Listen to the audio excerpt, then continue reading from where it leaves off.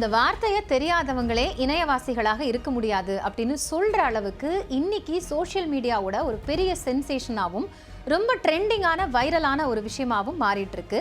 சமீபத்தில் chat ஜிபிடியில் studio Ghibli பாணியில் புகைப்படங்களை மாற்றி அதை வெளியிடுறது அப்படிங்கிறது மக்கள் மத்தியில் ஒரு நல்ல வரவேற்பை பெற்றிருந்தது. இப்போ அந்த அடிப்படையில் தான் அதனுடைய அடுத்த வெர்ஷனாக, இன்னும் சொல்ல போனால் கிப்லிக்கே பல சவால்கள் கொடுக்கக்கூடிய வகையில் ஜெமினி 2.5 ஃப்ளாஷ் மூலமாக பயனர்கள் தங்களோட படங்களை ரொம்ப வேடிக்கையாக அதே சமயம் 3D நானோ பனானா மாடலாக உருவாக்கக்கூடிய ஒரு அம்சம் அப்படிங்கிறது அறிமுகப்படுத்தப்பட்டிருக்கு. ஜெமினி நானோ பனானா AI 3D ஃபிங்கரிஸ் அப்படின்னு பார்த்தோம்னா வணிக உலகில் எப்போயுமே ஒரு புதுமையான விஷயத்துக்கு முக்கியத்துவம் இருக்கும். அப்படித்தான் நானோ பனானா ஏஐயோட 3D சிற்பங்கள் அப்படிங்கிறது ஒருத்தரோட புரட்சிகரமான திறன்களை வெளிப்படுத்துறதா இருக்கு. இந்த தொழில்நுட்பத்தை சாதாரண புகைப்படங்கள் கூட ரொம்ப ஒரு அழகான 3D வடிவில் அவங்க எதிர்பாராத சில அம்சங்களை அதில் புகுத்தி கொடுக்கறதுனால இதுக்கான வரவேற்பு அப்படிங்கிறது அதிகமாகவே இருக்கு.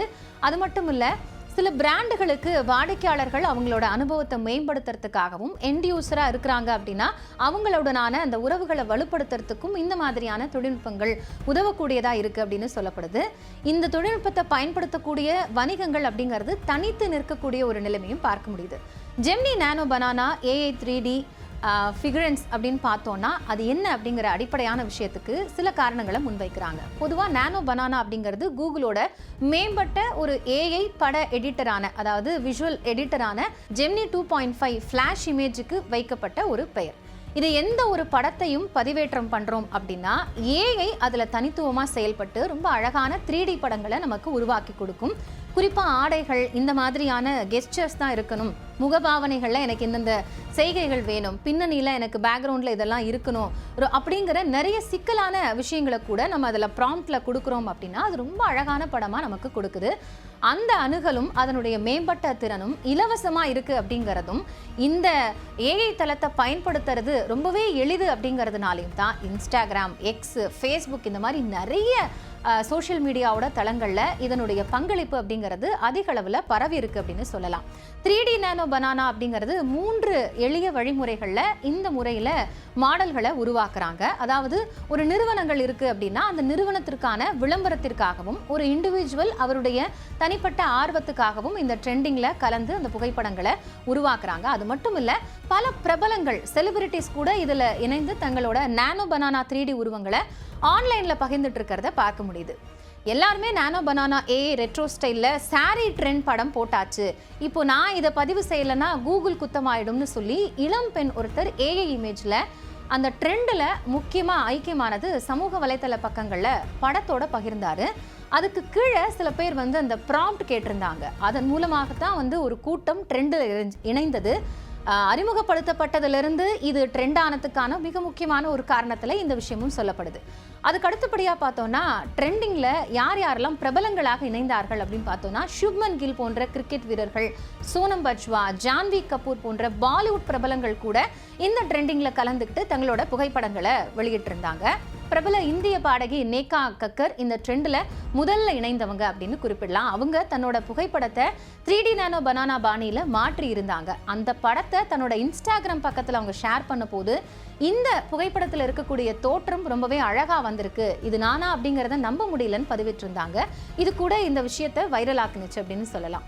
அதுக்கப்புறம் கூகுள் நிறுவனம் கொக்கோகோலா இந்தியாவோட இணைந்து சோனம் பஜ்வா, சுப்மன் கில், ஜான்வி கபூர் இவங்களோட புகைப்படங்கள் எல்லாம் நானோ பனானா ஏஐயோட கலைப்படைப்பா மாற்றி இருந்ததும் கவனம் பெற்றக்கூடிய ஒரு புகைப்படமா இருந்தது.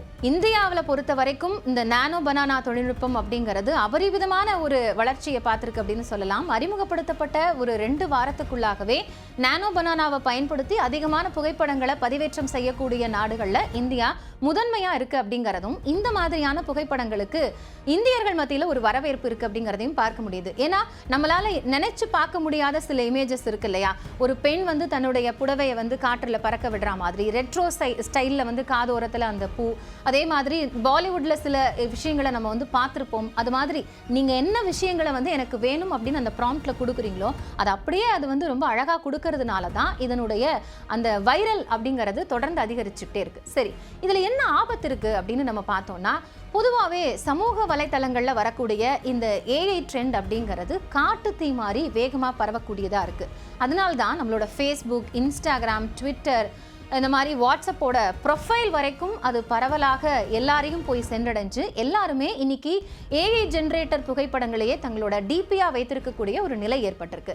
இதுல வயது பேதம் அப்படிங்கிறது எதுவுமே இல்லை. ஏன்னா இணையத்துல யார் வேணாலும் வந்து தங்களுடைய ஒரு சாதாரணமான புகைப்படத்தை வந்து பதிவேற்றம் செய்து அதை தனக்கு பிடித்த மாதிரியான ஒரு நானோ பனானா ஸ்டைல்ல உருவாக்கி கொள்ள முடியும் அப்படிங்கிறதுனால இது உருவாக்கி தரக்கூடிய அந்த ஏஐ படம் அப்படிங்கிறதே வந்து இணையத்துல பிரபலமாயிட்டு இருக்கு அப்படின்னு சொல்லப்படுது. இந்த பிரபலமடைய கூடிய ஒரு செயல் அப்படிங்கிறது தான் சைபர் குற்றவாளிகளுக்கான ஒரு சோர்ஸா இருக்கும் அப்படிங்கிற எச்சரிக்கையை நிபுணர்கள் சொல்றாங்க. இன்னொரு புறம் பார்த்தோம் அப்படின்னா இதுல கொடுக்கப்படுற ப்ராம்ப்ட், அதாவது இது எப்படி ஃபங்க்ஷன் ஆகும் அப்படிங்கறத நம்ம பின்னாடி பார்க்கலாம். நீங்க எப்படி ஒரு புகைப்படத்தை இதுல பதிவேற்றம் பண்ணணும்னு, அப்போ அது ப்ராம்ப்ட்னா என்னன்னு உங்களுக்கு புரியும். இந்த ப்ராம்ப்ட்ல ஒரு படத்தை கச்சிதமா தர்றதோடு அதுக்கு காட்டாத, அதாவது ப்ராம்ப்ட்ல நீங்க குறிப்பிடப்படாத சில விஷயங்கள் இருக்குன்னு வச்சுக்கோங்க. உதாரணத்துக்கு சமீபத்துல ஒரு பெண் வெளியிட்டிருந்த புகைப்படத்துல ரொம்ப அந்த பெண் வந்து வெளியிடாத ஒரு தகவல்களும் அதில் இடம்பெற்றிருந்தது, மற்ற மாதிரியான சில விஷயங்கள் இடம்பெற்றிருந்தது அப்படிங்கிறது ஒரு அதிர்ச்சி ஏற்படுத்தியிருந்த பதிவா இருந்தது. அந்த அடிப்படையில் பார்த்தோம் அப்படின்னா ஏஐனுடைய இந்த ட்ரெண்ட் அப்படிங்கிறது எத்தனை வந்து விளையாட்டானதோ, எவ்வளவு சுவாரஸ்யமா அதில் இருக்குன்னு நம்ம நினைக்கிறோமோ அந்த அளவுக்கு ஆபத்தானதும் அப்படிங்கிறதையும் நம்ம புரிந்து கொள்ளணும் அப்படின்னு நிபுணர்கள் சொல்றாங்க. உதாரணத்துக்கு ஒரு இன்ஸ்டாகிராம் பயனரான இளம் பெண் ஒருத்தர் வந்து தன்னோட ஒரு போட்டோவை இந்த மாதிரி நானோ பனானா டெக்னாலஜிக்காக அவங்க வந்து பயன்படுத்துறதுக்கு கொடுக்குறாங்க. இப்போ அந்த ஏஐல அவங்க அப்லோட் பண்ணக்கூடிய போட்டோன்னு பார்த்தோம்னா ஒரு ஃபுல் சூட் சல்வார் போட்டிருக்கக்கூடிய ஒரு புகைப்படத்தை அவங்க அதில் கொடுக்குறாங்க. அப்போ அந்த ஏஐ இமேஜ் கிரியேட்டர் என்ன பண்ணுது அப்படின்னா சில ப்ராம்ப்டர்களையும் அவங்க சொல்றாங்க, எனக்கு இந்த இமேஜ்ல இந்த கலர் வேணும், இந்த ட்ரெஸ் கோட் வேணும்னு சொல்றாங்கன்னு குறிப்பிடப்படுது. ஆனால் அதில் சொல்லாத விஷயங்களையும் அந்த ஜெமினி ஏஐ தன்னோட படத்தில் வந்து கொடுத்துருந்தது அப்படின்னு சொல்லி அந்த பெண் ஆச்சரியப்பட்டிருக்காங்க. அதாவது அவங்க சேலையில் மாற்றி தரணும் அப்படின்னு ப்ராம்ப்ட் கொடுத்திருந்த போது அது உருவாக்கி கொடுத்த அந்த புகைப்படத்தில் அச்சு அசலாக அந்த பெண்ணுக்கு இருந்த மச்சம் அப்படிங்கிறதும் அதில் முதுகு பக்கம் இருந்த மச்சம் அப்படிங்கிறதும் அதில் இடம்பெற்றிருந்தது. எப்படி குறிப்பிடப்படாத ஒரு விஷயம் அந்த புகைப்படத்தில் இடம்பெற்றது அப்படிங்கிறது தான் அந்த பெண்ணுக்கு ஏற்பட்ட ஆச்சரியம். இதுக்கு நிபுணர்கள் என்ன விளக்கம் சொல்கிறாங்கன்னு பார்த்தோம்னா, ஜெமினி அப்படிங்கிறது கூகுளோட ஒரு டூல். இந்த ஏஐ டூல் நீங்கள் கொடுக்கக்கூடிய ஒரு ப்ராம்ப்டரை அடிப்படையாக வச்சு தான் அந்த படத்தை மீள் உருவாக்கம் செய்யும் போது உங்களோட எல்லா விதமான அந்த ஸ்டேட் படங்கள் அப்படிங்கிறத வந்து அது ஒரு கிளான்ஸ் பார்க்குமா. அப்படி அது நோட்டம் விடும்போது தான் நீங்கள் ஏதேனும் இதுக்கு முன்னாடி இருந்த புகைப்படங்களில் இந்த மாதிரியான விஷயங்கள் வெளிப்படுத்திருந்தது அப்படின்னா அந்த பழைய படங்கள்ல இருந்து அதை வந்து அடையாளமாக எடுத்துட்டு வந்து இந்த படத்தில் புகுத்தி இருக்கும் அப்படின்னு சொல்கிறாங்க. இதை பெரும்பாலானவங்களும் ஏற்றுக்கிறாங்க. அதே மாதிரி இது உருவாக்கி கொடுக்கக்கூடிய புகைப்படங்களுக்கான அந்த வரவேற்பு பார்த்தோம்னா ஒரு கம்ப்யூட்டர் டெஸ்க்டாப்பில் நம்ம ஒரு மினியேச்சர் படத்தை பார்க்குற மாதிரி, அதே மாதிரி ஏதோ ஒரு கேங்ஸ்டர் பட ஹீரோயின் லாங் கோட்டோட அந்த புறாக்கள்லாம் பறக்கிற மாதிரி பின்னணியில் நிற்கிறது, சிகரெட் புகைக்கக்கூடிய 80s hero, Bollywood heroines chiffon சேலையில் ஒரு பக்கம் காது பக்கத்தில் வந்து ஒரு பூவோட வசீகரமான ஒரு தோற்றம், கங்கை நதிக்கரையில் பக்தி பரவசத்தோடு அமைந்திருப்பது அப்படின்னு ஜெமினி ஏஐட்ட அந்த ப்ராம்ப்டர்கள் அப்படிங்கிறது இணையத்தில் நிறையவே குவிந்து கிடக்கு அப்படின்னு சொல்கிறாங்க. அந்த மாதிரியான ப்ராம்ப்ட் இருக்கு இல்லையா, அதுதான் எதிர்காலத்தில் ஒரு படைப்பாக்கத்துறையை ஆட்டி வைக்கக்கூடியதா இருக்கும் அப்படின்னு சில வல்லுநர்கள் சொல்றாங்க. ஆனா ஏற்கனவே ஏஐயோட மியூசிக் டைரக்டர், ஏஐ உருவாக்கிய திரைப்படம் வரைக்கும் வரிசை கட்டி நிற்குது. அப்போ நம்மளோட செல்போன்ல இருக்கக்கூடிய மெட்டா ஏஐட்ட கூட நம்மளால ஒரு கவிதையை சொல்லி அதை கேட்டு வாங்க முடியும். இன்னும் சொல்ல போனா அது ஒரு குட்டி கதையை எழுத சொன்னா கூட செய்யுது அப்படிங்கிறத நம்ம பார்க்குறோம். ஸோ இதே வேகத்துல ஏஐயோட வளர்ச்சி அப்படிங்கிறது மனிதனோட படைப்பாற்றலையே மழுங்க செய்யும் அப்படின்னு சொல்லப்படுது. எதுக்கெடுத்தாலும் ஏஐயோட அசிஸ்டண்ட்டை ஒரு சார்ந்திருக்க வேண்டிய ஏஐ அப்படிங்கிற ஒரு அசிஸ்டண்ட்டை சார்ந்திருக்க வேண்டிய நிலை ஏற்படும் அப்படிங்கிற ஒரு எச்சரிக்கையும் சொல்றாங்க. ஆனா இதுல கவனிக்க வேண்டிய ஒரு விஷயம் என்ன அப்படின்னா, இந்த ப்ராம்ப்ட் எல்லாம் எழுதுறதுக்கு நிச்சயமா ஒரு படைப்பாற்றல் சிந்தனை அப்படிங்கிறது தேவைப்படுது. அதுக்கு மனிதன் அவசியம். அதனால ஏஐ படைப்பாற்றலை விழுங்காது, யாருடைய வேலையும் பறிக்காது அப்படிங்கிற ஒரு கருத்தும் சொல்லப்படுது. மாறா படைப்பாளர்களுக்கு அது ஒரு உதவியா, அதுவும் ஒரு டூலா இருக்கும் அப்படின்னு சொல்றாங்க.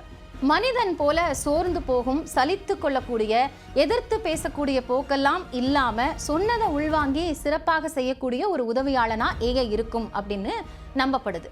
அதே மாதிரி இதில் இருக்கக்கூடிய ஆபத்துகளை வந்து இன்னும் நம்ம கவனிச்சு பார்த்தோம்னா, நமக்கு கண்ணுக்கு தெரியாத டிஜிட்டல் வாட்டர் மார்க் அப்படிங்கிறது கூகுள் போன்ற தொழில்நுட்ப நிறுவனங்கள் இந்த சிக்கலை கையாள முயற்சிக்கிறாங்க. ஆனாலும் அது தொடர்ந்துட்டு இருக்கு. உதாரணமா இப்போ நீங்க கூகுளோட ஏஐ மாதிரியில் உருவாக்கப்பட்ட புகைப்படங்கள்ல பார்த்தீங்கன்னா சிந்த் ஐடி அப்படின்னு சொல்லப்படக்கூடிய கண்ணுக்கு தெரியாத டிஜிட்டல் வாட்டர் மார்க் அப்படிங்கிறது சேர்க்கப்பட்டிருக்கும்.